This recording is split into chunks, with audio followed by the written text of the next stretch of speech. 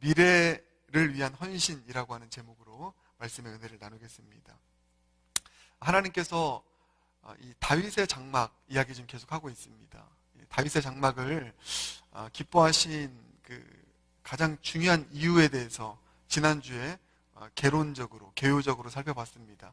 그것은 예수님께서 그 말씀하신 예배의 정의가 그대로 구현된 시대가 다윗의 장막 시대였기 때문이라고 말씀드렸는데, 영과 진리로 예배드린 예배자가 다윗이었다.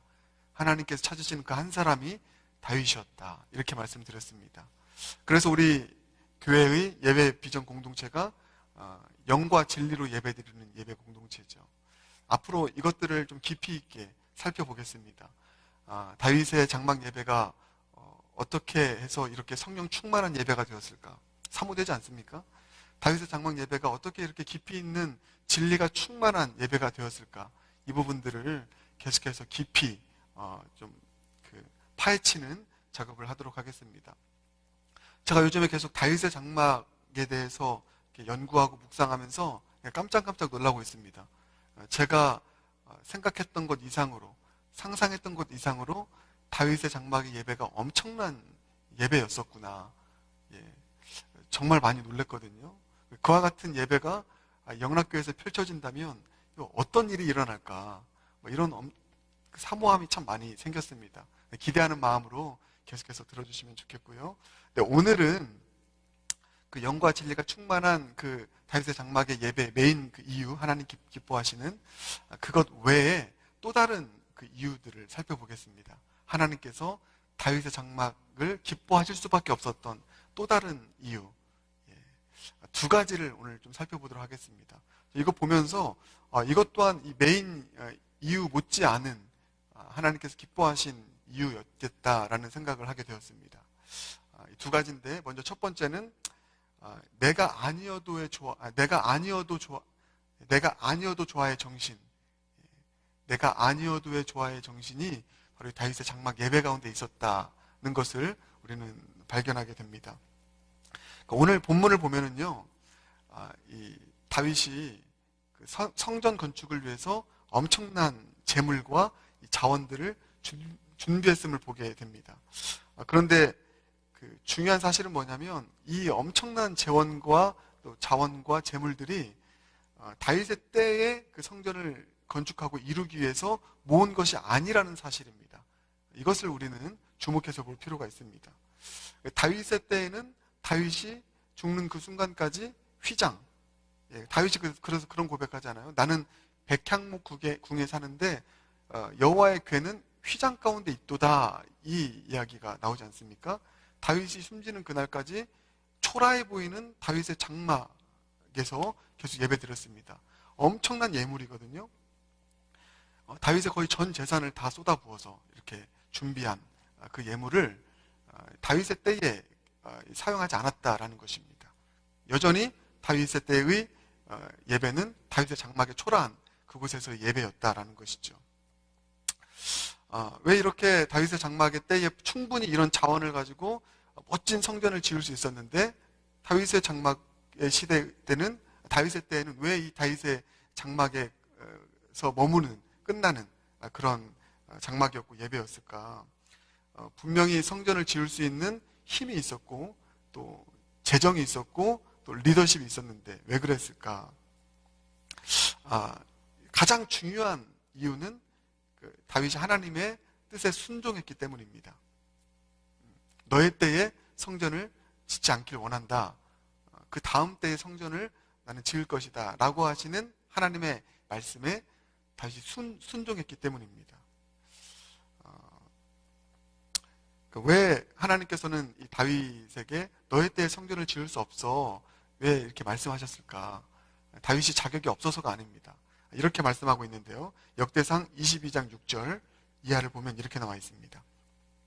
다윗이 그의 아들 솔로몬을 불러 이스라엘 하나님 여호와를 위하여 성전 건축하기를 부탁하여, 다윗이 유언하는 것이죠. 7절, 다윗이 솔로몬에게 이르되 내 아들아, 나는 내 하나님 여호와의 이름을 위하여 성전을 건축할 마음이 있었으나, 8절, 여호와의 말씀이 내게 임하여 이르시되 너는 피를 심히 많이 흘렸고 크게 전쟁하였느니라.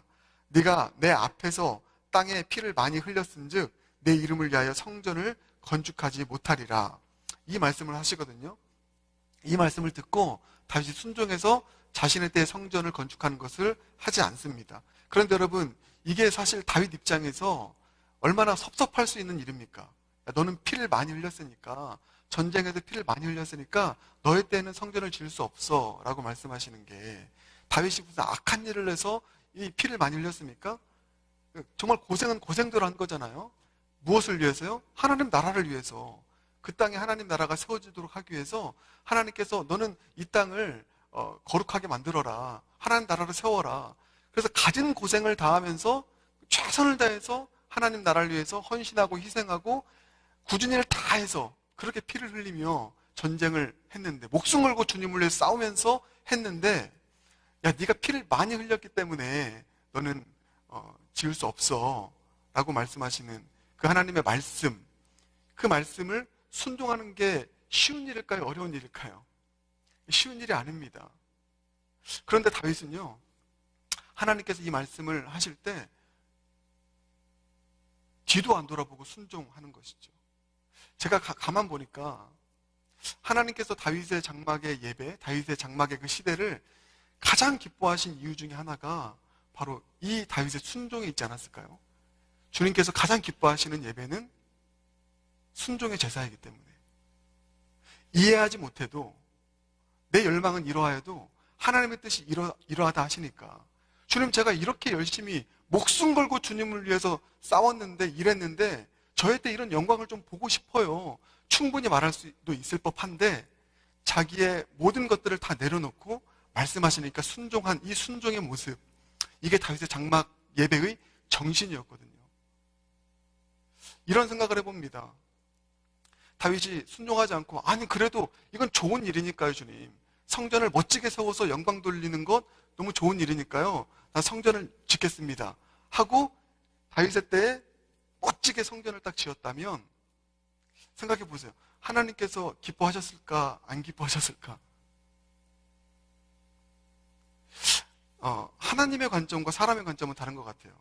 다윗의 때 이 엄청난 성전을 지었다고 한다면 어떤 사람들은, 외부의 사람들은 야, 정말 대단한 하나님의 사람이네 생각할 수 있겠죠. 그런데 하나님은 정말 기뻐하셨을까?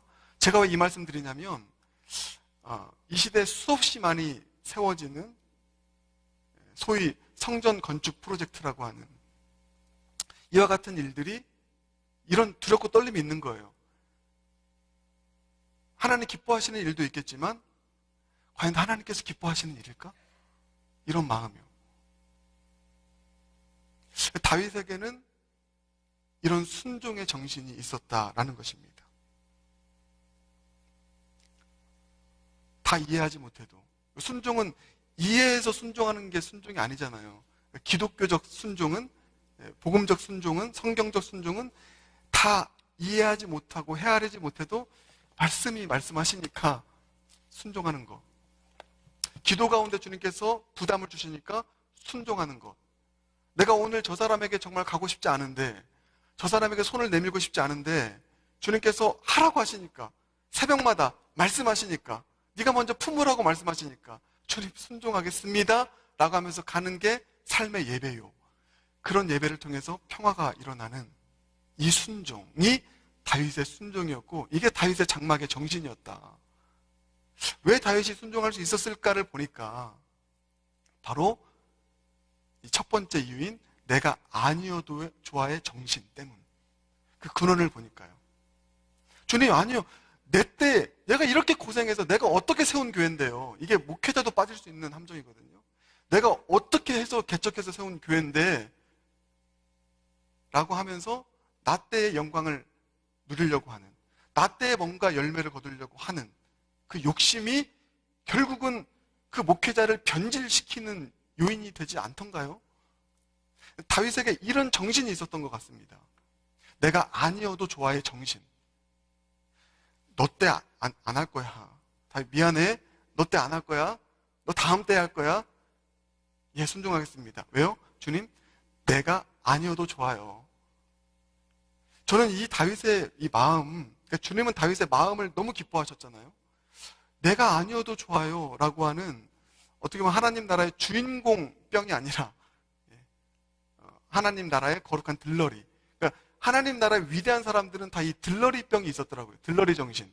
이름 없이 빛 없이 뭔가 하려고 하는. 철저하게 자신은 예수님 뒤로 숨고 예수님만 드러냈던. 그러니까 성경을 보면 신실한 하나님의 마음에 합했던, 주님께서 최고로 여겼던 사람들이 다 내가 아니어도 좋아의 정신을 가지고 있었던 사람이었는데, 다윗이 그러하더라고요. 다윗이.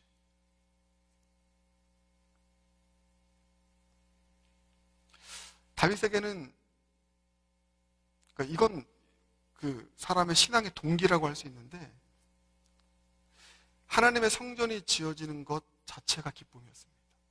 그게 비전이었어요. 내 때에, 나를 통해서가 아니라. 누가 되었든 하나님의 나라가 임할 수만 있다면, 누가 되었든 하나님의 교회가 온전히 세워질 수 있다면 나는 그것으로 만족해. 내가 아니어도 좋아의 마음. 이게 다윗의 정신이었습니다.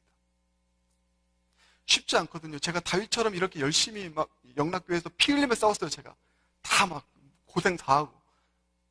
그런데 저 다음에 저는 고생만 실컷 하고, 후임 목사님이 다 막 영광 받고, 뭐 그러면 제가 여러분 좋을까요, 안 좋을까요? 어떨 것 같습니까? 저 영성을 좀 여러분 평가해 주세요. 인간적으로는 되게 섭섭할 것 같아요. 어떻게 그럴 수가 있냐고. 그러나 오늘 이 말씀을 보면서 다 잡게 되는 것이죠. 왜냐하면 저는 다윗 같은 예배자 되고 싶거든요. 근데 이것은 인간의 본성을 거스르는 일입니다. 내가 아니어도 좋아. 주님, 제가 아니어도 좋습니다. 저는 주님의 나라의 거룩한 들러리가 되고 싶습니다. 이 마음을 가지고. 가만 보니까 친구를 알려면 그 사람을 알려면 그 친구가 어떠함을 보면 된다고 하잖아요. 요나단이 딱 그런 사람 아니었습니까? 사울의 아들 요나단. 요나단은 사울의 뒤를 이어서 왕이 될 수밖에 없는, 왕이 되어야 되는 사람입니다. 충분히 그런 야망 가질 수 있고요. 그게 당연한 수순인데, 요나단은 그러지 않았어요. 내가 아니어도 좋아의 정신. 어쩌면 다윗보다 더 위대했던 하나님의 사람이 요나단이었다, 이렇게 평가하거든요. 그래서 다윗에게, 아니야, 네가 하나님 나라의 왕이 될 거야. 나는 뒤에서 너를 위해서 서포트할게. 그 다윗과 요나단의 아름다운 우정의 모습이 그려져 있는 게 이 사무엘상 18장 이하의 그 이야기인데, 얼마나 아름다운 이야기입니까? 내가 아니어도 좋아의 정신. 그래서 자신의 때가 아닌 이 성전 프로젝트였지만 최선을 다해서 그가 준비한 것이죠. 그러니까 바울도 마찬가지입니다. 우리의 바울 선생님. 그 천루역정의 초상화에 나왔던 그 바울 선생님도 이 아니어도 좋아의 정신으로 무장했던 사람. 그러니까 수없이 많은 교회를 지어도 바울을 통해서 엄청나게 많은 교회가 지어졌죠. 아시아와 유럽 전역에 걸쳐서 수백 개의 교회가 지어졌고 세워졌고, 네, 그 어느 한 교회에도 권리 행사하지 않았던 사람이 바울이었다. 그것을 대표적으로 보여주는 말씀이 빌립보서 1장 15절부터 18절, 이 바울의 고백입니다. 어떤 이들은 투기와 분쟁으로, 어떤 이들은 착한 뜻으로 그리스도를 전파하나니, 이들은 내가 복음을 변증하기 위하여 세우심을 받은 줄 알고 사랑으로 하나, 그들은 나의 매임에 괴로움을 더하게 할 줄로 생각하여 순수하지 못하게 다툼으로 그리스도를 전파하느니라. 바울보다 더 드러나기 위해서, 더 주목받기 위해서, 인정받기 위해서 다툼으로, 시기함으로 복음을 전한대요. 바울이 감옥에 갇혀있는 상황 아닙니까? 지금 빌립보 감옥에. 이걸 막 좋아하는 거예요. 야, 내 이름이 드러날 때고 내 영향력을 행사할 때야. 이런 사람들이 있었다라고 얘기하는 것입니다. 시기와 다툼으로 그 일을 한대요. 그러니까 복음 사역하는 그 동기가 이런 거예요. 이게 참 우리가 빠지지 말아야 될 아주 중요한 부분 아닙니까? 나의 이름을 위해서. 답답하잖아요, 그런 사람들을 보면은. 그런데 바울은 그런 사람들을 보면서도 손가락질 안 합니다. 어떻게 저럴 수 있어? 이렇지 않고요. 뭐라고 고백하는지 아세요? 18절. 이거 엄청난 고백입니다. 그러면 무엇이냐? 거칠애로 하나 참으로 하나 무슨 방도로 하든지 전파되는 것은 그리스도니 이로써 나는 기뻐하고 또한 기뻐하리라. 야, 정말 할렐루야 아닙니까? 아, 그래 참을래, 내가 참을래. 이것도 아니고요. 너무 기쁘대요. 나는 감옥에 있고 주님 나라에서 고생 실컷 했는데 말년에 이게 뭐냐고요. 감옥 갇히고 몇 년 동안 감옥에 갇혀 있고 나왔는데 또 갇혀서 감옥에 또 들어가고 결국은 목배임을 당해서 참수 당해서 죽게 되는 이 비참한 인생을 마무리했는데 내가 아니어도 좋아. 내가 아닌 그 누군가를 통해서 복음이 전해진다면 설령 그 사람이 나쁜 의도로 복음을 전해도 어쨌든지 예수님이 드러난다면 나는 그것으로 기뻐하리라. 내가 아니어도 좋아의 정신이요. 이 내가 아니어도 좋아의 정신이 바울에게 있었기에 당시에 초대교회 부흥의 역사가 막힘없이 이루어질 수 있었던 거 아닙니까? 이런 생각하면 끔찍하잖아요. 바울이 열심히 사역했습니다. 만약에 자기 권리 주장했다면 나중에 이 교회는 내 교회야. 이건 내가 이뤄냈어. 이런 자기 주장을 했다면 어떻게 됐을까? 제가 여러분 저를 위해서 좀 기도해 주세요. 다시 한번 말씀드리지만 처음에 못하는 사람 어딨냐고요. 처음에 못하는 목사 어딨냐고요. 마무리가 아름다워야 되지 않겠습니까? 흔적도 없이 사라지는 그 어떠한 발자취도 남기지 않고 영향력 없이 사라지는 그런 목회자가 되는 것, 그 아름다운 마무리를 하는 것, 이게 저의 목회의 마무리가 되는 것, 이게 참 중요한 것 아니겠습니까? 제가 그래서 이거는 일환데 그 직전교회 사임 이제 발표하면서 저는 그렇게 배웠습니다. 어떠한 교회에 영향력도 행사하지 않고 후임 목사님이 오셔서 잘 사명을 감당할 수 있도록 하기 위해서 저는 그렇게 배웠거든요. 최대한 멀리 떠나 있는 교회로부터. 저 그렇게 하겠다고 했는데 정말로 달라스에서 제일 멀리 떨어져 있는 곳으로 보내주셨어요. 이건 진짜 저 간증이에요. 이것도. 어떻게 플로리다, 뉴욕보다 더 멀어요. 여기가. 가장 멀어요. 이 시애틀 이 지역이 여기가. 근데 그쪽으로 정말 보내주셨어요. 못 와요 이제. 거기서도 못 오고 저도 못 가고. 내가 아니어도 좋아요 정신.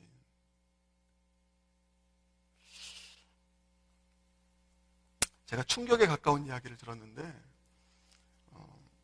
브라질에서 목회를 하시는 목사님이 있었습니다. 담임 목사님이. 그런데 이제 부목사님이 들어오셨는데 너무너무 유능하고 사역을 잘 하시는 거예요.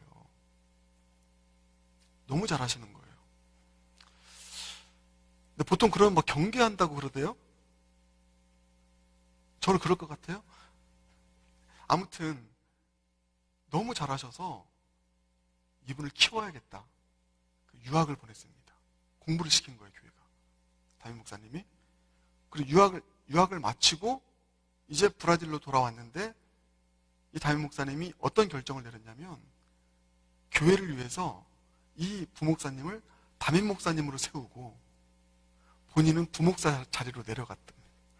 저 이거 듣고 충격받았어요. 하다 이런 분도 있구나. 내가 못 따라가겠구나. 왜 그렇습니까? 내가 아니어도 좋아.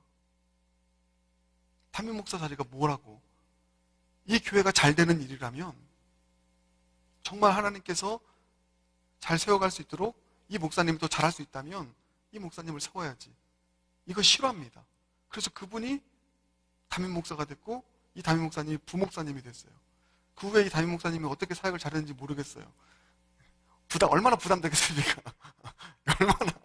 그런데 겸손하게 정말 낮은 마음으로 섬겼다고 합니다. 내가 아니어도 좋아의 정신.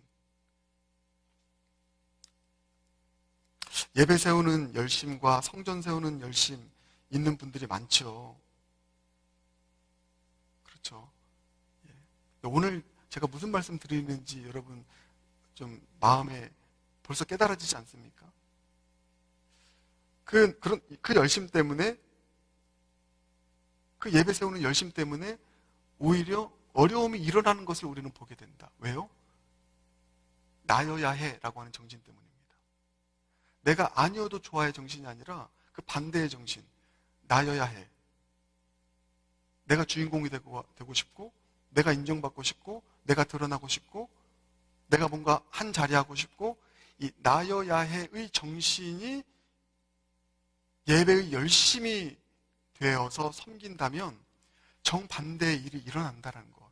오히려 그 예배의 열심이 주님을 드러내는 것이 아니라 그 사람이 드러나게 되는 일로 나타나게 되는.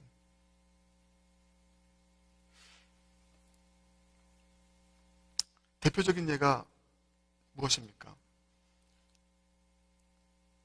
이런 일이 있어서는 결코 안 된다는 것을 사도 요한이 한 사람의 예를 들어서 얘기하거든요. 그 한 사람 때문에 그 교회가 얼마나 힘들었는지를 보여주고 있는데, 요한 3서에 나오는 디오드레베라고 하는 사람입니다. 디오드레베가 어떤 사람이냐면 이렇게 딱 한마디로 표현해요. 이 사람은 으뜸되기를 좋아하는 자다. 근데 이게 얼마나 큰 해악인지를 얘기해주고 있습니다. 요한 3서 9절, 내가 두어 자를 교회에 썼으나 그들 중에 으뜸되기를 좋아하는 디오드레베가 우리를 맞아들이지 아니하니. 와, 이건 엄청난 일입니다. 내가 아니어도 좋아의 정신이 아니라 나여야의 정신.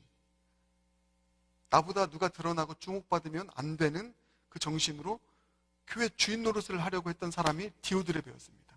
으뜸되기를 좋아한 것이죠. 여러분, 이 디오드레베 때문에 보세요. 우리를 맞아들이지 아니하니. 그렇더라고요. 이 디오드레베가 교회에 있으면 수많은 사람들이 교회를 못 들어오더라고요. 심지어 사도 요한도 안 받아들인 것입니다. 우리에서 포함되는 사람이 사도 요한이잖아요. 근데 이것의 중심은 나여야 해의 정신 아니겠습니까? 오늘 우리 지금 예배 비전을 함께 세워가는데 어떤 스피릿으로 우리 영락교회 예배를 세워갈까? 어떤 정신으로 세워갈까? 이걸 좀 나누고 있지 않습니까?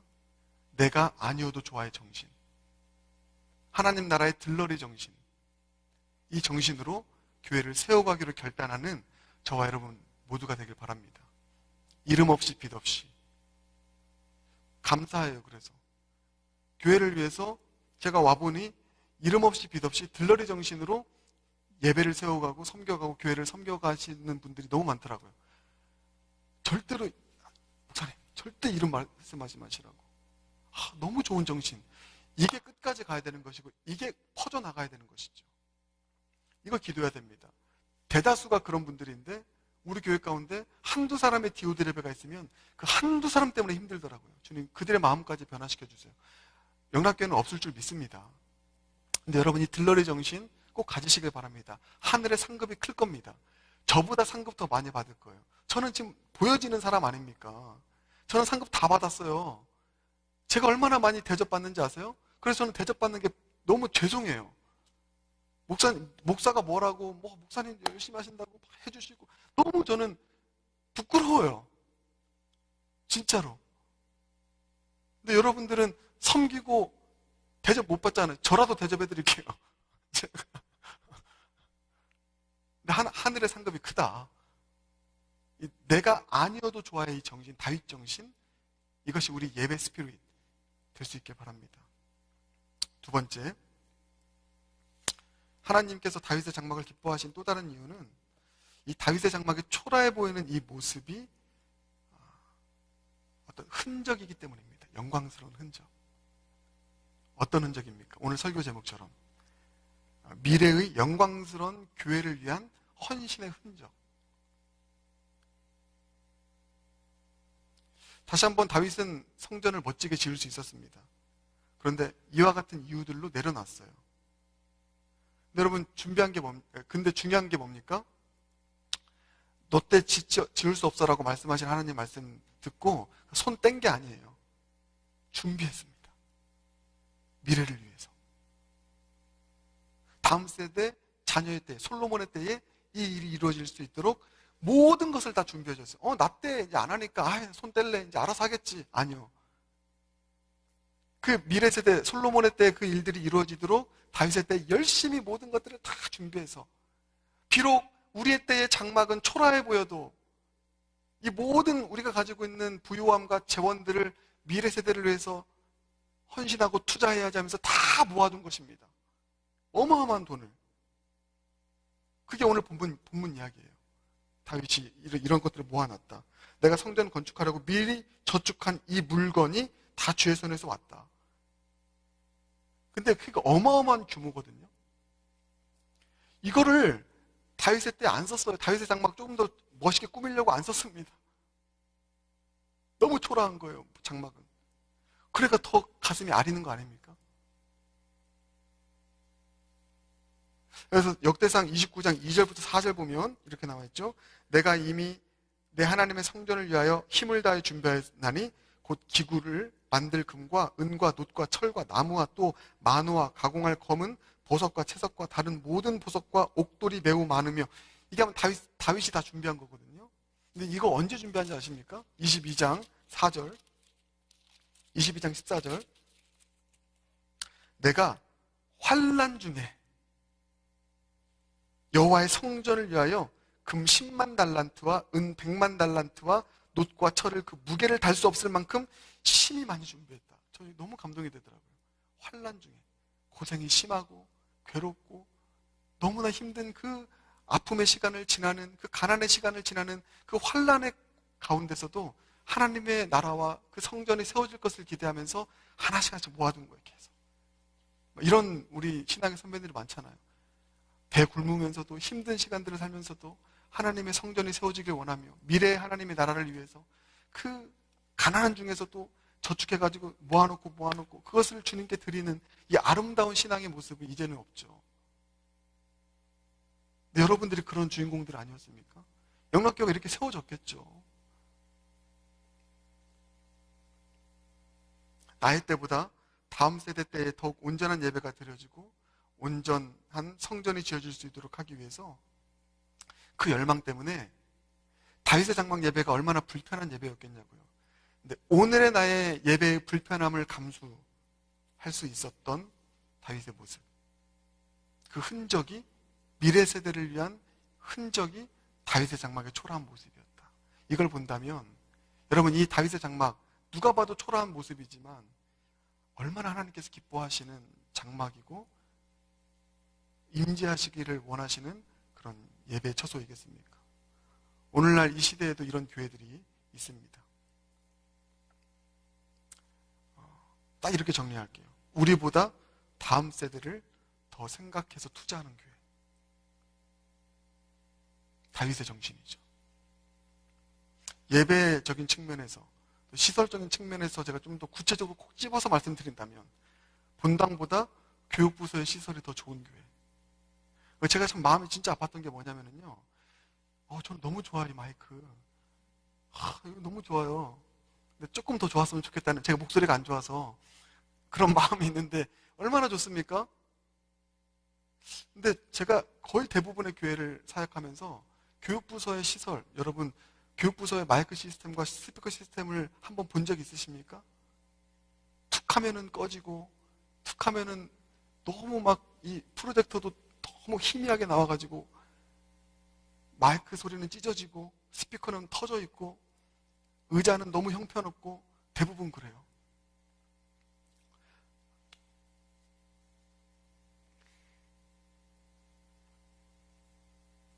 그러니까 우리 교회의 앞으로의 방향성이 이러하면 좋겠습니다. 우리 어른들을 위해 투자하는 것 이상으로 다음 세대를 위해서 투자하는 교회. 이게 다윗 정신 아니겠습니까? 이 생각 한번 해보십시다. 10년 후, 20년 후, 30년 후 우리 교회는 어떤 모습일까? 몇 명의 자녀들이 남아있을까? 이 자리를 누가 채우고 있을까?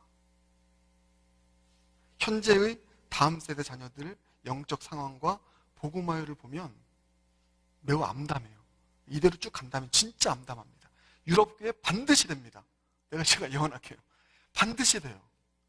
여러분 지금 청소년들을 뭐라고 얘기하는지 아십니까? 미전도 종족이라고 얘기합니다. 미전도 종족. 왜 미전도 종족인지 아십니까? 보통 선교학적으로 복음화율이 3% 미만이면 미전도 종족으로 규정하고 선교 가거든요. 근데 오늘날 이 시대의 한국과 미국의 청소년 복음화율이 3%가 안 돼요. 놀라셨죠? 엄청난 일입니다. 미전도 종족이죠. 우리는 다음 세대를 위해서 무엇을 하고 있나? 무엇을 투자하고 있나? 무엇을 헌신하고 있나? 이게 우리의 예배 비전입니다. 영락교회는 내일을 준비하는 교회, 다윗처럼 미래를 위해 헌신하는 교회가 되십시다. 이 일을 위해서 아끼지 말고 투자하십시다. 근데 감사한 건 제가 최근에 들었는데 영락교회 다음 교육부서 예산이 그 어느 교회보다 많았더라고요. 참 감사한 일입니다. 제가 근데 그거 들으면서 더 했으면 좋겠다. 아낌없이 투자했으면 좋겠다. 다음 세대 살리는 일이라면, 다음 세대 예배를 회복하는 일이라면. EM 사역 지금 우리가 이렇게 투자하는 게 없어요. EM에 대해서. 어떤 분들은 이게 불만일 수도 있어요. 그러나 다음 세대를 위해서입니다. 아이들이 고등학교를 졸업하고 떠나지 않도록, 그래서 투자하는 거예요. 정말 투자하는 것입니다. 한 지붕 두 교회가 되지 않도록 또 우리는 고민해야 돼요. 언어가 다르기 때문에 자칫 EM 예배가 있어도 한 지붕 두 교회가 될 수 있지 않습니까? 고민하면서 어떻게 한 세대, 전 세대가 연합하여서 또 우리 아이들이 이 교회를 잘 이어받아서 예배를 잘 세워가고 이곳이 다음 세대의 부흥을 위한 예배의 진원지가 될 수 있도록 우리는 그렇게 투자 너무 잘하고 계시는 것입니다. 비록 지금은 효율적으로 부족하고 더 과도하게 투자하는 것 같이 보이겠지만 아니요, 정말 잘하는 것입니다. 그래서 오늘 이 두 가지의 정신을 가지고 함께 기도하며 나아갈 수 있는 저와 여러분 되길 바랍니다. 우리 함께 찬양 좀 부르고 말씀 붙잡고 기도했으면 좋겠는데 323장 부름받아 나선 이몸, 우리 찬양 함께 부르면서 우리 오늘 말씀 기억하고 기도하겠습니다.